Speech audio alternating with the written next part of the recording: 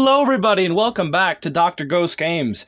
And if you guys are new to the channel, welcome. I'm Dr. Ghost and I make content for the game World of Warships Legends. And today we're going to be taking a look, or doing a review, and a little bit of history in the background of it. But this is the H.M.S Hood. And as you guys can see, this camo does look a little bit different from what it usually is, and yeah, that's because it is.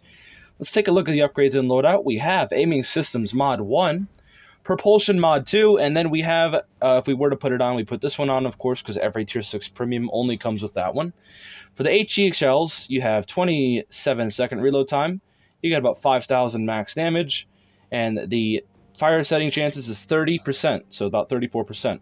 Armor piercing shells, you have same reload, and the damage is about 13, almost 14,000, and the firing range is 18 kilometers, just like the high explosive. You have damage control, standard damage control party. It's nothing special. And then for the repair party, you can heal about 500 health, almost 600 health per second, and it lasts about 18 seconds. So keep that in mind. You can heal quite a bit of health, but it reloads every 76 seconds. So yeah, for the sonar, you can detect torpedoes out to 3 kilometers. You can detect ships out to 4.2 kilometers, and the duration is about 30 to 20 seconds. It's not all the best, and yeah.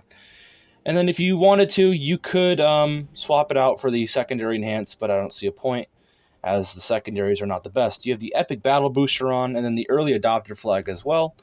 And then we are running from the bottom of the ocean skin, because like I've said, they made it to where it's basically the hood that got sunk and brought back up, just as, you know, for fun. So yeah, and that, of course, I was looking at the standard camo that the ship comes with. You can get it right when you buy it, but you can also buy this one for an extra 700 doubloons, 750 doubloons. So yeah, in the store right now if you guys want to. For the survivability, we have 67,700 hit points, has 13 through 381 millimeters of armor. And then the torpedo damage reduction is 16%. Not great at all. It's almost like an Iowa, so do not get hit by torpedoes. Artillery, you have 8 381mm guns. 380mm guns are 15-inch guns, if you guys don't know. So it's 1 inch from 16-inch guns. The range, we already went over, and all that stuff. And secondaries, not that great. Like I've said, secondaries are pretty bad. But they still can hit things if you get very, very close to people. So yeah. For the AA defense, we have, it's not the best. If you guys really want a good AA ship for the British, probably go with the King George V. But the Hood and the Nelson do not have very good AA at all. For the maneuverability, we have maximum speed, which is probably the best, 29 knots. You can get it even faster with some other builds. And everything else is kind of bad, and the concealment is also pretty bad. It's a battleship. Keep that in mind. For the armor, it's a little bit on the downside in the nose. It's got a lot of belt armor and stuff. If you guys look on the side, if you guys angle that belt with a lot of these British battleships, you can block some shells and even ricochet them. And for the Citadel, it's pretty massive. And yeah, if at range, this thing will get Citadeled right through the bow, or not the bow, but through the deck into the Citadels. Keep that in mind. And it's fast. It's got nimble aim. And has compromising shells, very true. There was one of these ships built back in 1920, and this ship was very famous because it fought the Bismarck in the Battle of the Denmark Strait, as a lot of you guys know. Takyu Takagi, Otto Ciliax as inspirations. We have flammable cannoneer, gyrating drill bits, marksmanship, reaching out XXL, will to rebuild. He's a legendary 3, rank 16 captain. I'll see you guys over in the gameplay. Enjoy. Alrighty guys, welcome to the gameplay. I hope you guys did enjoy the intro there. There was some minor things I did wrong, but I tried to fix them all. But like I said, I had to redo that intro a few times and do the review a couple times over. But yeah, anyways, we're here at the gameplay, and we are going to be on Shards, just like we were. I seem to get this map a lot, but we're going to be on Shards, and there's going to be some failed matching going on, and some Tier 7s with some Tier 5s, and it's not looking too good at all here. But anyways, we're going to take a first opening shot off at this hipper. But in between reloads, I'm going to talk a little bit about the ship's history, but we're going to see what we do to this hipper here.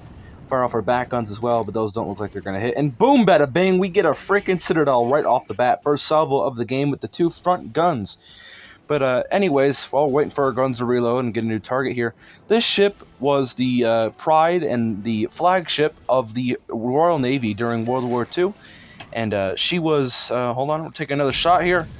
Let's see what we can do. There's a Yadachi here, and Fletcher should be able to do the Yadachi theoretically, of course. But anyways, we're gonna hit him. There we go. But anyways, like I've said, this was the flagship and the pride and joy of the British Royal Navy during the Second World War, and really even after World War One. It was commissioned in 1920, and she fought in multiple battles, and she was a fast battle cruiser, and she is also in this game. She is a fast battle cruiser, and our guns are reloaded here. It looks like we're going to be looking at a New Mexico, and we might be firing off a salvo. But the ship, as you all know, and not all of you, but a lot of you guys know, that this ship fought in the Battle of the Denmark Strait, and we fire off a salvo at this New Mexico here. Let's see what we can do with our front guns, and we don't really do much, but looks like we're gonna take a torp right on the freaking nose, unfortunately. But as I said, this ship fought in the Battle of the Denmark Strait, and as you all know, this ship was, not all you guys like I've said, but a lot of you guys know that the ship was escorted by the HMS Prince of Wales, which was a brand new King George V class battleship, and you guys can take a nice look at the guns there with this camo. We do manage to hit the New Mexico, do really nothing though, and we fire off the back guns as well, which probably aren't going to do a whole lot either. Yep. But this ship was escorted by the HMS Prince of Wales, and on the opposing side, which was the Germans, of course, which was the Bismarck, which was also the flagship and the pride of the German Navy, or the German Kriegsmarine, and it was also escorted by the Prince Eugen, which the Bismarck, Prince Eugen, and Hood are all in the game, and you guys can even get your hands on some of the King George V class battleships in this game as well. We do take a hit from the New Mexico, and we also hit him back in return. He does no damage. We do about 3,000 to him, 4,000. But this ship was, of course, on the Bismarck's 5th salvo, which, as you all know, is salvo, which I just fired off there on the New Mexico. You fire off all your guns at once at one target. On the Bismarck's 5th salvo at the Hood, one of the shells hit the as you guys can see with the 2 smokestacks are, hit around there, and one of the shells entered the ship's magazine, and all the crew on the ship thought that it did nothing because it didn't explode right away. And about not too long after, a tremendous explosion was seen coming from the center mass of the ship, and the ship was ultimately magazine detonated, and it split into 2 and sunk under 2 minutes, and about 1,400 sailors went down with the ship. And that's why this camo was released, and Wargaming made try to make a little historical thing about it, and the Bismarck was sunk a couple days later, if you all don't know. But yeah, this camo was very unique, and it's very cool. We do fire off a full salvo here at the New Mexico, hoping to hit them, of course. And yeah, we punched him pretty hard there. It's probably one of our best salvos on that New Mexico. But yeah, like I've said, may all the people rest in peace, and only 3 people, from what I'm aware, survived off the Hood. But this ship was catastrophically blew up by the Bismarck, and that's why I'm trying to do a little bit of historical commentary. And yeah, we fire off another full salvo at him, and it looks like we're going to hit him pretty hard. That looks really, really, really good. And yeah, we do manage to get a good hit on the Mutsu. I keep calling it the New Mexico because the New Mexico is right next to it, but that's the Mutsu. I think we were shooting at the New Mexico, though, but I'm talking so much that I have to sometimes just think about what I'm talking about instead of looking at the gameplay. But anyways, yeah, this ship was absolutely crapped on by the Bismarck, and it was magazine detonated, and it was truly a really bad day for the British, because, you know, this was the pride and the just really the symbol of the British Royal Navy, and yeah, everybody went down with the ship, and the Prince of Wales, of course, since it was new, it didn't want to really fight the Bismarck and the Prince Eugen, and so what it did is it smoked up and it retreated, and yeah, a couple hours later, I think, the Bismarck and the Prince Eugen was starting to get shadowed by 2 light cruisers. I think it was the HMS Sheffield and another one. But yeah, it was getting shadowed. It was behind them, updating their location to the Admiralty. back in I don't know what port it is, but there's a port. There's a northern port all the way up in Scotland, I think, or Scapa Flow it might be. But the Admiralty and the British Royal Navy was constantly getting updated of the Bismarck and the Prince Eugen's location. I think what happened, I don't know everything here, but we get set on fire. But I think what happened was the eventually got to a point a couple days later, or a day later, I don't remember when, but the Bismarck ultimately was attacked by some. Ooh, we absolutely crap on that freaking Mutsu. Oh my gosh. But yeah, what happened a few days later was the Bismarck was sunk, ultimately, because what happened was during the Battle of Denmark Strait with the Hood and the Prince of Wales, I think the Prince of Wales hit one of the oil reserves in the ship, and it left an oil trail which could be tracked, and eventually the British ultimately locked in on the location of the Bismarck, and the Prince Eugen actually managed to escape. It decided to go back to port, basically, without even sinking. It took no damage, I don't think, but the Bismarck ultimately did sink, so I guess the British did get some revenge. But yeah, so if you guys want, there's other videos, there's some historical channels. I recommend looking over on this person called the Baz Battles. He makes a lot of really, really good historical videos. Just look up on YouTube, the Battle of the Denmark Strait, and you guys can find it. We do manage to take down the New Mexico.